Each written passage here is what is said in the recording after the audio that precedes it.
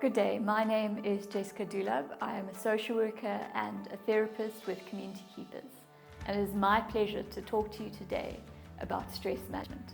It goes without saying that teaching is one of the most important but also challenging careers.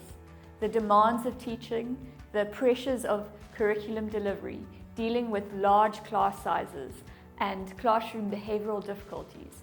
These are just some situations that mount up and lead to stress for educators. In the everyday lives of teachers, stress is a familiar feeling, is it not? And so stress management is needed in these normal circumstances. But how much more so at this current time?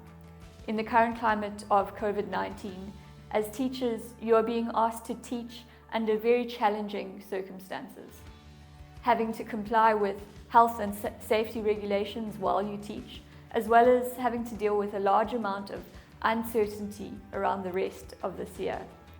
As teachers, you are also likely dealing with anxiety and fears over safety for yourselves, your families, for learners and for their families. I want to go through some practical strategies for stress management, which includes various suggested techniques. At the outset, I want to acknowledge that stress will look different for each individual. So the specifics of how you use these strategies and techniques will not necessarily be the same as the next person. That's okay. It's important to find what works best for you and what works best for your daily routine. I want to look at these stress management strategies under the following headings. So firstly, identify and acknowledge, then get perspective, practice positivity, refine your time management skills, learn to relax and look after yourself, and remember your support system. Before tackling any problem, I'm sure you would agree, it is vital to know what you're dealing with. This is why identifying the symptoms and the causes of your stress should be the very first step in managing your stress. This includes acknowledging your specific feelings of stress. So, are you feeling tired? Are you feeling overwhelmed? Are you feeling anxious? Are you feeling hopeless, annoyed, or frustrated? Writing these things down, or even speaking to someone that you trust, will not only help you to define the problem, but it may also enable you to start making sense of what might have felt like a jumble inside of your head. Talking about the stresses will also help to relieve your feelings of stress and heaviness that you may be experiencing. Getting perspective. Stressful situations can cloud our thinking and lead us to feeling overwhelmed, stuck, and we might feel that the situation that we are going through will never end. It's important in times like this to take a moment just to step back and get the bigger picture. One way of gaining perspective is through thinking about the things that we can and cannot control. As people, we like to be in control, but we cannot control everything that happens in our schools, in our lives, and in the world.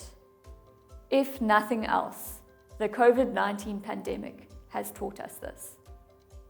But despite this, we often stress about the things that we cannot control, and we end up feeling overwhelmed, powerless, and even hopeless. A practical idea to help you to change this way of thinking is through writing down all the things that are causing you stress. And after this, dividing the list into the things that you can and the things that you cannot control. And then you can make a conscious decision just to set aside the things that are not in your control and focus on the things that are in your control and the things that you can do to tackle the current stressful situation. Practicing positivity. The way that you think about a situation really matters. This is because of the connection between your head, your heart, and your actions. During stressful times, it is easy to see what's going wrong.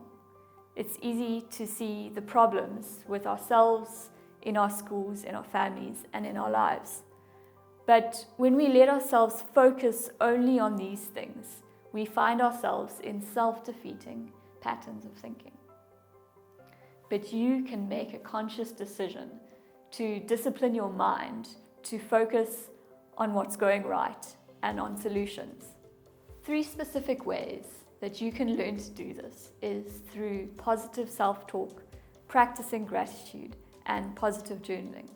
So positive self-talk is about consciously deciding to change your negative and unhealthy thoughts into positive and healthy and more helpful ones. So you might have been telling yourself, I will never get through this situation, or I can't cope. You can decide to change that thought into, this is a really challenging situation, but I can get through it. I might need to ask for some help here or there, but I do have the ability to tackle it, and it won't last forever. You can practice gratitude through writing down or consciously thinking every day about the things that you are grateful for. Positive journaling can be done through keeping a journal of positive thoughts and experiences from each day. In this, you can remind yourself of learners that made you smile, or learners that surprised you with good behavior for that day, a colleague that really helped you out, compliment that you received, and of the impact that you are making as a teacher and the value that you bring to the lives of learners and their families every day. This will help you to remember what's going right in your life and in the classroom. It will help to encourage you and lift your spirits each day, to increase your motivation and reduce the negative thoughts that may be worsening your stress levels. Refining your time management skills. It goes without saying that time is a valuable resource. Time that is wasted or misused can cause a huge strain on a person. Refining your time management skills will help you to maximize your time and increase productivity, helping you to reduce your feelings of being stressed. Prioritizing tasks. This can be done by dividing up responsibilities by their level of importance. This will help you to focus on what needs to be done now and what can be left for a later stage. You can also decide to complete the quickest tasks first so that you can clear some of the things on your to-do list, helping you to feel more in control of what needs to be done. Writing a to-do list and checking it off as you get things done can have a number of benefits. It can help you in the process of defining and setting priorities, can help to reduce feelings of stress and help you to remember all the things that you need to get done. It can keep you focused and increase your sense of accomplishment. Dividing large tasks into smaller chunks can reduce feelings of being overwhelmed. Can also help you to get started on planning or work that you need to do, which is often the hardest part. Having a work-life balance. Having a work-life balance must be one of the most challenging things for teachers, especially when you have lesson planning and marking that you have to bring home. However, finding a work-life balance is absolutely vital if you want to get a handle on your stress. Thoughtfully planning your time and even drawing up a calendar of when you'll do your planning and when you'll do your marking, and setting strict boundaries will help you to have a balance between your work and time for your family and friends, for relaxation and for recreation.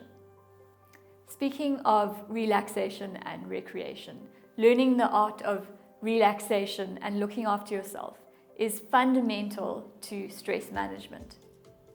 Relaxation techniques will help to trigger your body's relaxation response, countering the effect of your body's stress response. One of the most straightforward and flexible relaxation techniques that you can learn is deep breathing. This is also called diaphragmic breathing because the key is to take deep breaths that come from your diaphragm, instead of the shallow breaths that we are accustomed to taking, especially when we are stressed. You can practice this at various intervals throughout the day when you're feeling stressed and even when you're feeling calm, through taking a few moments just to relax your body, whether standing or sitting, and breathing slowly through your nose for 4 seconds, holding your breath for another 4 seconds, and then slowly exhaling for about 6 seconds. You can repeat this for as little as 2 minutes if you don't have much time, or for up to 10 minutes if you have a little bit more time. This can be done in a quiet classroom, in a hallway, or while listening to calming music. Although this technique might sound almost too simple, taking deep breaths will increase the oxygen flow in your body. It will lower your heart rate and your blood pressure, and it will induce feelings of relaxation. It can also distract you from negative emotions and reduce levels of anxiety. The benefits of this relaxation technique is not just immediate stress relief, but it can reduce levels of stress and anxiety for hours later. There are a variety of other relaxation techniques that you can also learn, such as visualization, progressive muscle relaxation, and practicing mindfulness.